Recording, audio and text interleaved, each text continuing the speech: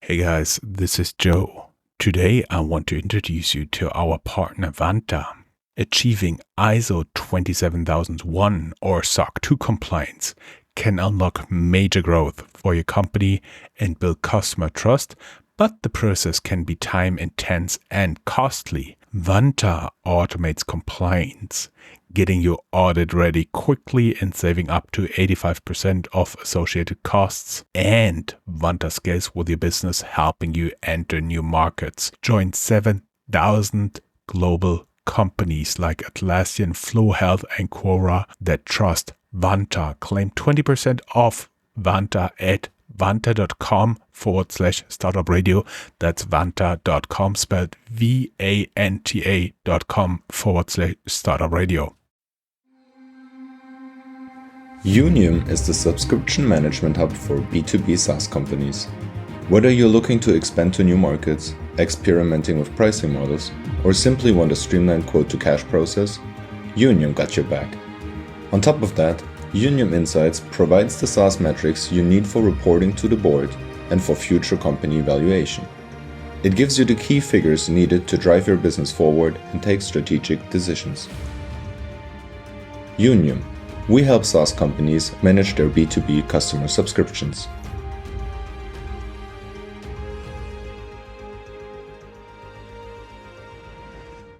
Tavarit is a German deep tech company. Tavarit is a B2B AI SaaS solution that helps metal manufacturing companies reduce energy and quality costs by prescribing optimal machine settings. Tavarit has global enterprise customers in 10 countries and saved more than 14 million for them. Tavarit's focus on sustainable manufacturing has impacted over 55 metal processing plants, reducing their carbon emissions. Our vision is to drive the world towards sustainable and zero waste manufacturing. Visit www.tvarit.com to know more about us.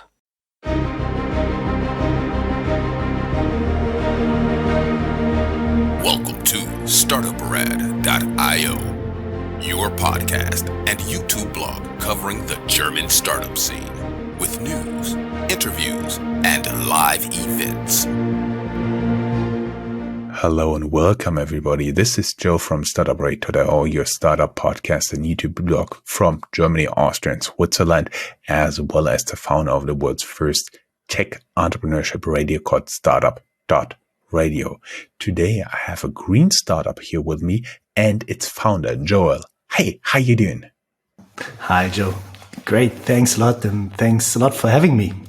Totally my pleasure. We may add that you're in front of a bleak white wall because you didn't know in this tool you could not blur the background. So we had to improvise just a tiny bit your recording location on the spot.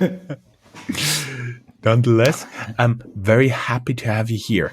And as we said, you founded a green startup, but as always, I've been digging a little bit through your CV, and we talked about a month before the recording. So I have some time for a little bit of preparation, and I found you really cleaned up your profile since. There is barely anything on your LinkedIn profile, but I know from other sources that your love for the environment was mainly due to growing up what we call in German Bodensee, Germany's largest lake, Lake Constance, that we actually share a little bit with Switzerland. Exactly, Switzerland and Austria. So it's the tiny bit of Austria, right? Tiny bit of Austria, and depending on how you see the German federal states, we shared with Bavaria as well. So. Yeah, okay. So. Very international, multicultural region of.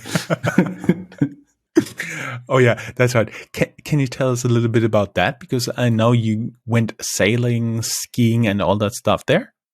Yes, basically, I always say Lake Constance is the perfect area to grow up until you're 15, and then starting at 40 again. I think that's the perfect way to describe it. It was an absolute privilege growing up there because in the summertime, you had the lake to play with where you can go swimming, sailing, whatever, water skiing. And in winter, you have the Swiss and the Austrian Alps right in front of your door. So I was able to ski a lot. So it's just a very happy and privileged childhood if you spend most of your time outside, and that builds a certain passion, I think, also for nature. And this is what also was one of the core drivers for me starting the company that we started. But first, you went to university. You studied in Bremen, Karlsruhe, in Switzerland, and you did semesters abroad, right?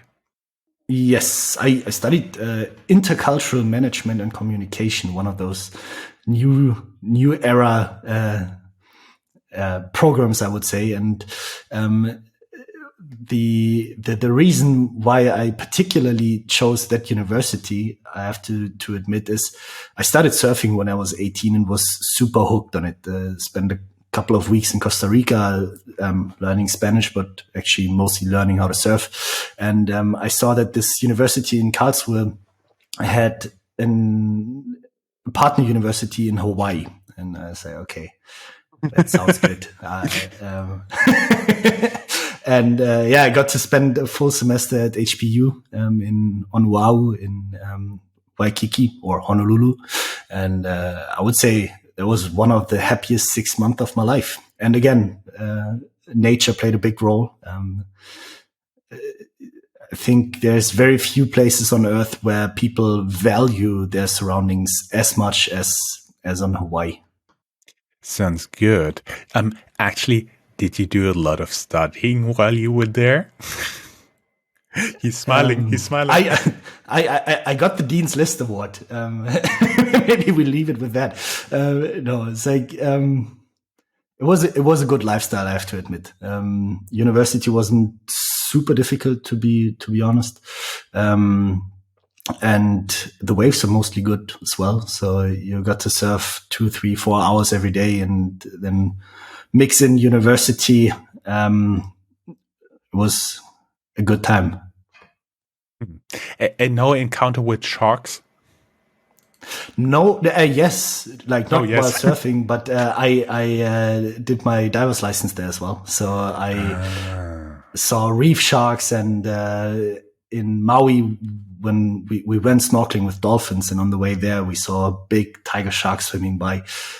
Majestic creatures. I wish they would be protected a bit more. And from all of that, you eventually got your degree, and you started up in Aviros, a B2B SaaS company that actually manages all the cars a company owns, right? Yeah, exactly. There was one more stop on that path. So I did my bachelor's in Karlsruhe, and then I started my master degree in Dresden at HTW Dresden in international business. And part of that program was, again, a semester abroad, which was for me personally in Tel Aviv in Israel. And we also had to do an internship. And that's the internship that I did in Switzerland with a company called Avrios.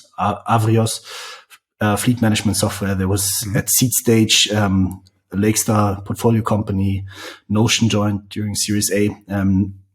I got so much responsibility during my internship that I said, it's like, why go back to university?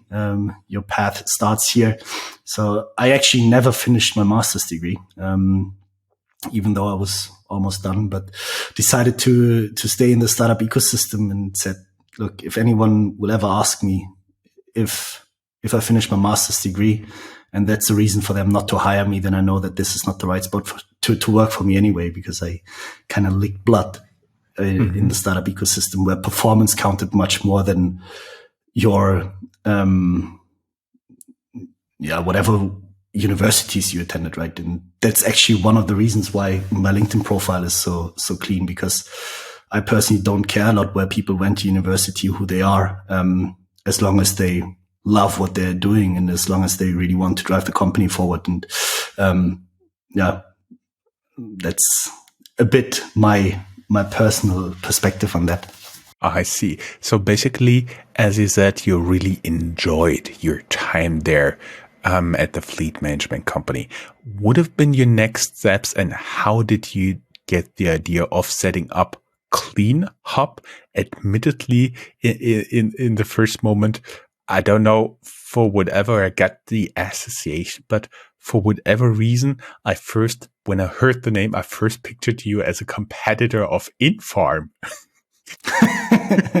No, completely different topic. Even though I love what Infarm is doing, very, very necessary solution and great solution. We are in a completely different topic. It's basically a bit of a wordplay with clean up.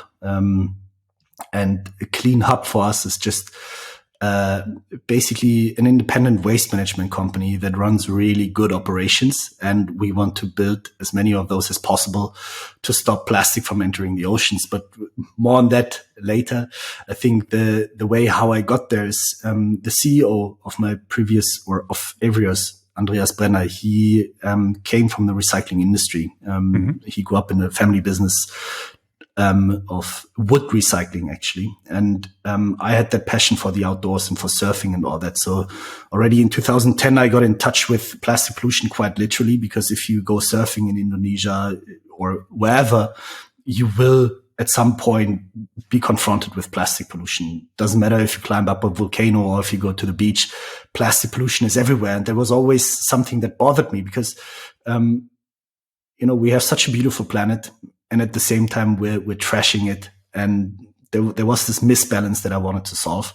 And I got more and more into the topic of circular economy because, we as humankind have to ask ourselves, how can we maintain life on this planet and actually provide resources for all the 8 billion consumers that kind of want to live on the same level of privilege that I grew up with, right?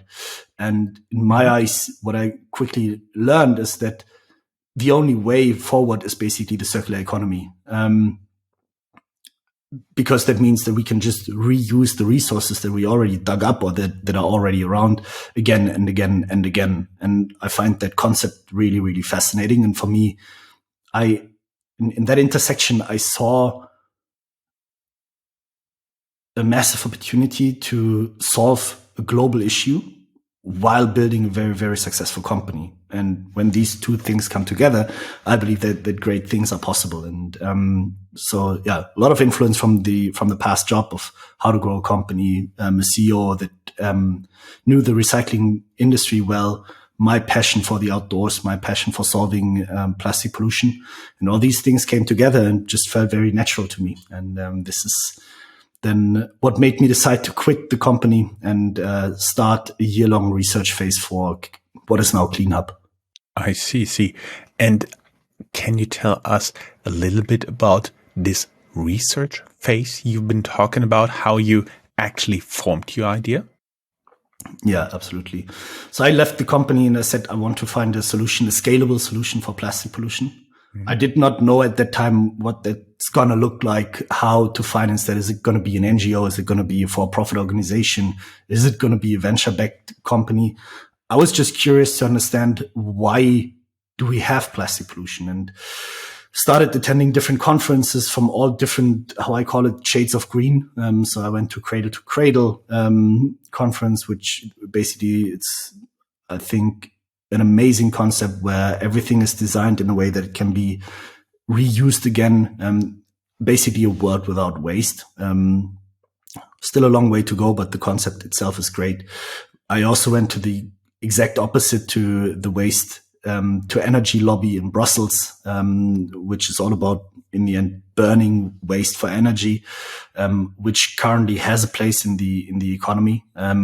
But I saw the full spectrum. I spoke to a lot of entrepreneurs that are running waste management companies themselves, because I wanted to understand what are the economics of the market. And after the first 6 months, sometime in June, I had this little dip in my journey where I was a bit frustrated because I couldn't really put all the threads together, and thought, okay, if you make the German waste management 1% better, you didn't really move the needle on what you initially set out to do. And it was at that time when a friend from India sent me a WhatsApp with an image and says like, hey, I know that you're looking into waste. You should come to India. The government is dumping waste on my land. Like, they own a couple of rice fields, and sent me this horrible picture of an open dump that was on fire, massive smoke going into the air. I was like, oh, that sounds interesting. So 2 days later, I was on a plane to India, and repeated the full research there. My two co-founders joined a couple of days later as well, and that kicked off basically the sprint towards the solution, which is now CleanHub. So spent a couple of months in India, in Sri Lanka, and repeated the entire research that I did in Germany. And that way was able to put the two systems against each other, right? And see what works well in Europe, what doesn't work well in Europe, what works well in Asia, and what doesn't work well there. And step by step, we got closer to the solution. It took us a year, but very happy that we had that year. All good things take time. I know in talking about recyclable materials, I just want to point out you really well defined the circular economy. Basically, it's without throwing trash away, so everything gets recycled one way or another. Very interesting idea, and I do believe we're quite a way from this yet. When you talked about avoiding plastic waste, you talked about upstream and downstream solutions. Can you tell us a little bit about this in order to pinpoint you in this chain?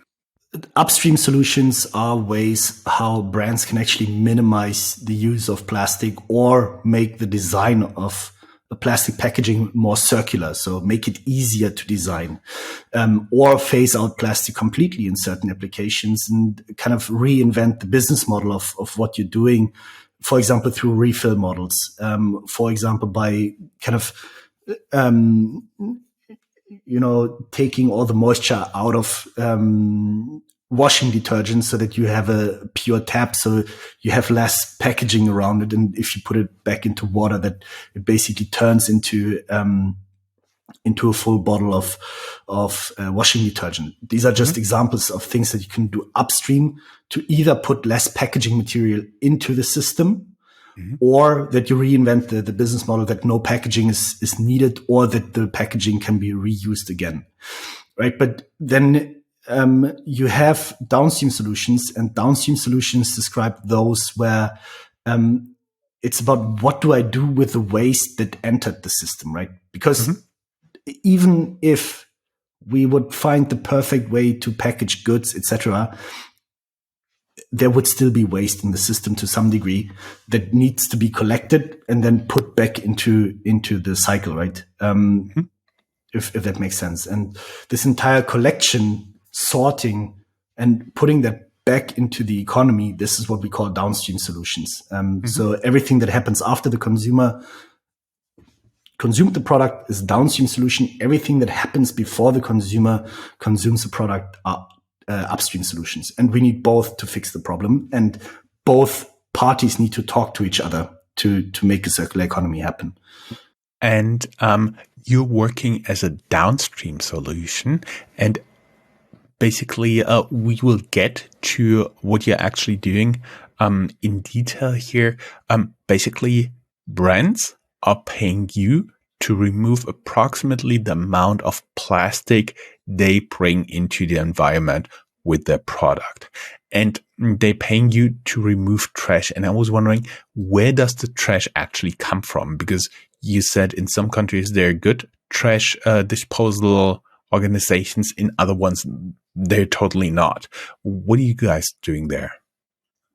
Yes. So it is estimated that until 2040, 2 billion consumers will not be connected to waste management services, which means they still consume, right? They produce all the waste in the end of a standard consumer, and the waste haulers just never show up to pick up your waste. Nobody comes.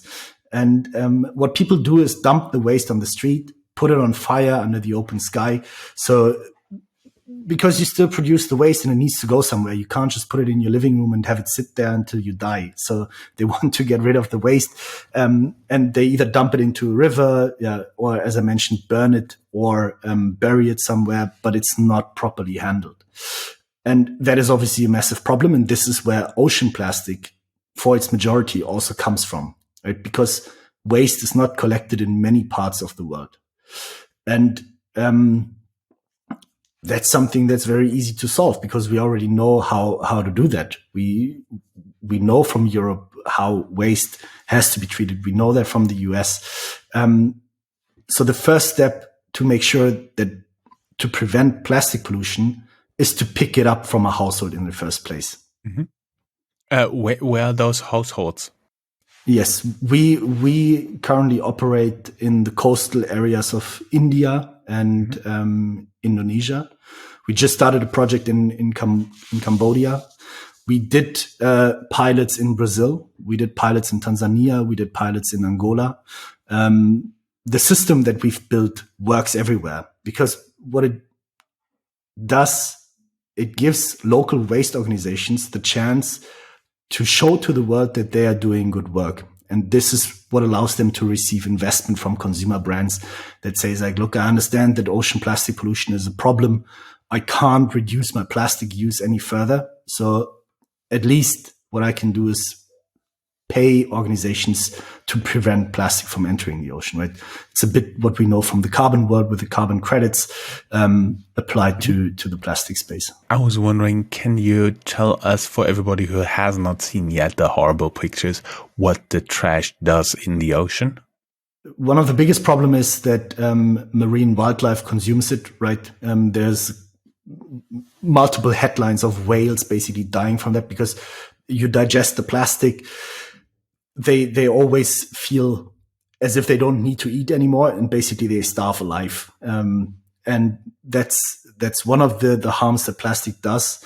It is not yet fully comprehended what plastic really does in ecosystems, but there's first studies that show that, for example, it also slows down the carbon pump, right? The oceans are storing a lot of the CO2 that we pump into the air.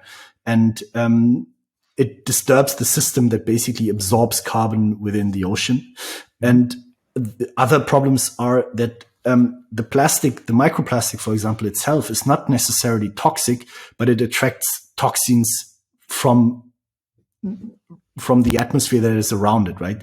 And then fish or plankton digests that plastic that is contaminated with toxins, and that goes up the food chain. And suddenly we have that food on our own plate. And by now we consume microplastics ourselves. There's studies that show that we basically consume up to 5 grams of microplastic every single week as humans, right? So it's also about our own health. So if we don't keep the oceans healthy, if we don't make sure that waste stays in a closed system, we are hurting ourselves. And this is what needs to be understood. It's not just a philanthropic act of saying that, oh, we want clean beaches or whatever, but it's about our own health as well. Everything is connected, and this is in the end the harm that is done, right? And currently we're pumping anywhere between 11 to 14 million tons of plastic waste into the ocean. And like 1 kilogram of plastic waste fills roughly a 60-liter waste bag, which is a pretty big waste bag for a home. There's a lot of work to do. Let's say it that way. For the Americans, 60 liters, that are 2,028 fluid ounces. I know we have a big audience in the US. True. Sorry. No problem at all. Okay, so basically you pitch brands that are environmentally cautious and say, okay, you're putting that much plastic trash in the world, we remove it. And how does the collection then work? Because so far we understand there's some areas where you work with local trash collecting companies. They go out, collect the trash, and then sort out the plastic and then weigh the plastic for you. Is it something like this? And how do you control it? Yes. If we step back 2-3 questions, I mentioned that 2 billion consumers are not connected to waste management services, and that the best way to contain plastic pollution is to connect those to waste management services. And this is essentially what we do, because what we need to understand is that waste collection itself is not a profitable business case just from the material that you collect, because a lot of that material in there cannot be recycled. That means you can't sell it to anyone, right? You're basically collecting non-valuable stuff. And we need to make sure that all waste material has enough value that a for-profit organization sees value in collecting it and selling it somewhere, right? So if you look at the plastic types that don't have value, this is mostly so-called multi-layer packaging, where you have aluminum plastic compounds like the chips bags of the world. A lot of flexible packaging in general has no value because it's super difficult to recycle. And that means that this is trash. And if you want to dispose of that, if you want to bring it to a landfill, if you want to bring it into co-processing, if you want to bring it into any sort of disposal endpoint, that disposal endpoint is going to charge you as a waste manager a so-called gate fee or tipping fee, which allows you to dispose of the material there. So what the waste manager does is he says, I don't want that material in the first place because it's only going to create cost for me. And what we as CleanHub do is we go in and say, dear waste management company, I'm going to buy the non-recyclable waste from you. I'm going to give you money for handling that material. And this is what we pay with the plastic credit, right? And suddenly what happens on a systemic level is that the waste collector, the waste collection company says, interesting. Every single piece of plastic that I can collect has a value. I can sell that somewhere. The recyclable, the water bottle, for example, I can sell to a recycling company. The non-recyclable plastic, I can sell to CleanHub. So what's the cheapest way for me? What's the most effective way for me to get my hands on post-consumer plastic? And that is going to the household directly and tell them, please sort out all dry waste that you have, paper, cardboard, plastics, e-waste, textiles, whatever you have, put that in a bag, and I'm going to come and pick that up once a week. Because I know every single thing in that bag I can monetize. So I can build a business around that, right? And without CleanHub, if they would go there and tell them to do exactly that thing, they would have 50% material where they will not get money for. So the economics don't work out of waste collection. So the first thing that we as CleanHub do is we make the economics of waste collection work on a very financial economic level, basically. Does that make sense? Yes, it makes sense. And I was wondering when you talked about this, what do you do then with the non-recyclable stuff? What I always have in mind are the to-go coffee cups that are layered material. Please don't tell me you dump it in the ocean. No. There's a tool called the waste management hierarchy, and everybody knows the first 3 steps: reduce, reuse, recycle. But there's 2 more layers, and that is recover and landfill or dump, basically.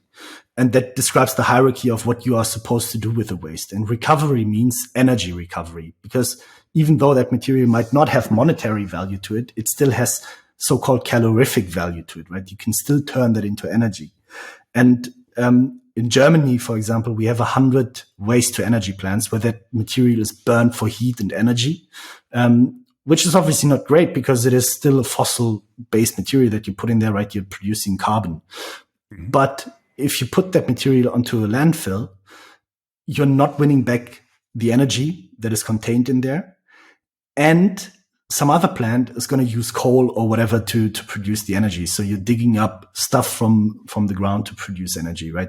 So it is better to use that waste as an energy source in the first place anyway. This is why we have that waste management hierarchy. I'm not saying that this should stay that way forever, but this is currently the best, worst solution, basically. Now, if you look at Asia, there are very, very few waste to energy plants, fortunately. Because again, waste incineration is not great. The other industry that has an interest in waste as a fuel are those that need very, very high temperatures. That can be the steel industry or the cement industry. Cement produces, they basically melt stone, and that requires 1,400 degrees. And they are very much dependent on coal as a fossil-based material to reach these temperatures. I don't know what that is in Fahrenheit, but a lot. I'm just checking. 1,400 degrees Celsius are 2,552 degrees Fahrenheit. Thank you. And everything that you basically throw in such a heat is completely destroyed. So yes, you still produce carbon, but you don't have toxins, dioxins really coming out of that combustion. So it's a very safe combustion in the end, and you're replacing coal as a primary fossil fuel. And plastics in many cases has a higher heating value than coal. So you're even bringing down the carbon footprint of the cement plant. So this is where the waste currently goes. I think an important side note here is that whenever technology is progressing, for example, if chemical recycling starts working, that we are in a position to shift that waste stream somewhere else. The one promise that we are making is we do not dump plastic into the environment. We do not dump it on landfills, because a lot of the landfills in Southeast Asia are just put on fire at night to reduce the waste volume. And then you have open burning landfills, which is probably one of the worst things that it can do. So we win back the energy, basically. And again, important side note, the cement industry is not paying us for that material. So for us, that is a zero-sum game, basically. And that describes the systemic issue of waste management. Because if you take cleanup out of that equation, you pay all the OPEX to collect waste, to transport it, to sort it, and then you're not getting anything at the end of the process. So nobody's doing it. And if you look at the plastic that is in the ocean, 80% is that non-recyclable waste. Oh, I see. It's not the plastic bottle. No. Now that we understand what you guys are doing, where do you see yourself in, like, not yourself personally, but you as CleanHub, where do you see yourself in 5 years? In 5 years, we basically want to be in the majority of coastal towns along the coastlines of the major polluting countries. And we want to have established waste systems there, where waste is really collected from a household level, where as much as possible is sorted out for recycling, can be sold through the CleanHub network, and where non-recyclable waste does not end up in the ocean. So essentially, we want to reduce the amount of plastic that goes into the ocean by 50%. Until 2030. That's our big, hairy, audacious goal, basically.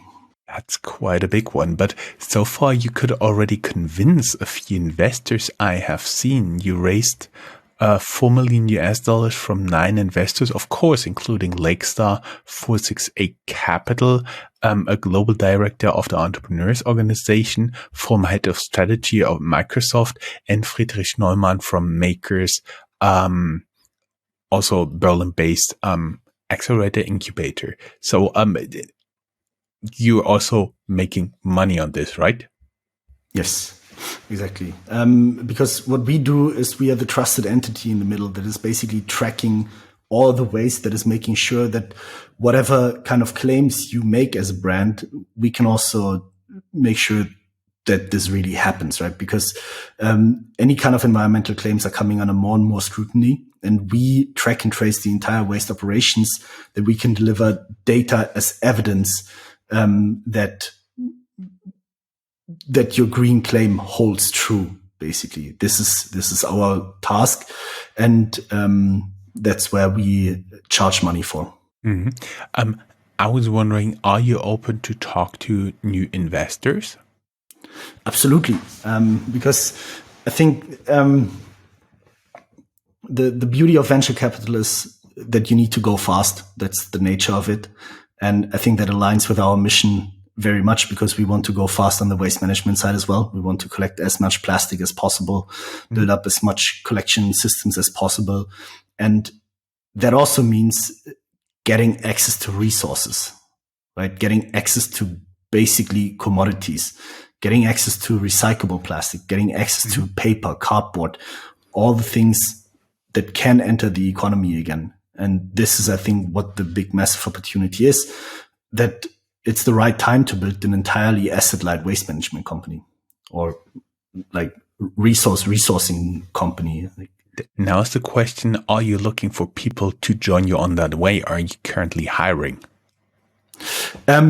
Yes, we are always looking for great engineers and salespeople. Everybody does. Yeah, exactly. Yeah. So more than happy to receive applications. Great. Thank you very much. Everybody who'd like to learn more, go down here in the show notes. There is a link to our Medium blog where we connect all the show notes, everything we have linked there, including, of course, your personal LinkedIn profile, as well as your company's website, their Twitter account, and of course, where you can learn more about the open positions at CleanHub.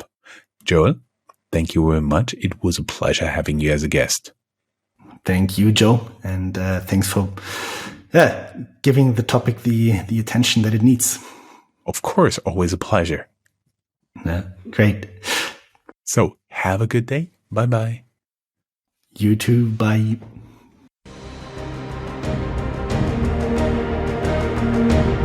That's all, folks.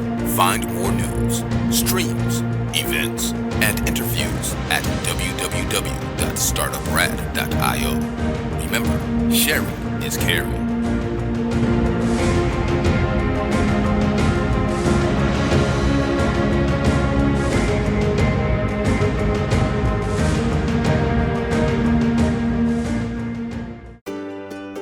When you're an entrepreneur with a great idea, it can be daunting to find funding. Startup Raven takes the process out of your hands by helping entrepreneurs connect and learn about potential investors all in one place, without any long-filled forms or 1,000 questions. Sign up for early access at Startuprad.io.